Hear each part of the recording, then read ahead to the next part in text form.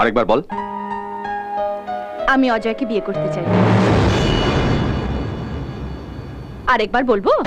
ওই ছেলেকে বিয়ে করবি?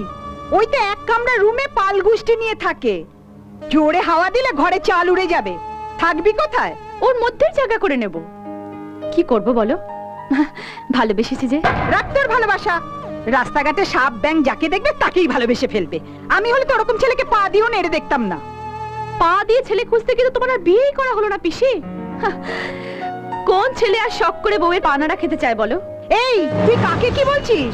শুধু তোদের মানুষ করবার জন্য নিজের কথা ভাবিনি, না হলে সব ভেসে যেতিস। লায়ক হয়ে উঠেছে। ওই রকম একটা ডেমো ডোগলা ঘরের ছেলে চৌধুরী বাড়ির জামাই হবে না। ঠাকুরজি যখন ওকে ভালোবাসে। তোমাকে কে কথা বলতে বলেছে? একবার বলেছি না আমাদের কথার মধ্যে কথা বলবে না। যাও এখান থেকে, যাও। এই বিয়েতে আমাদের মত নেই।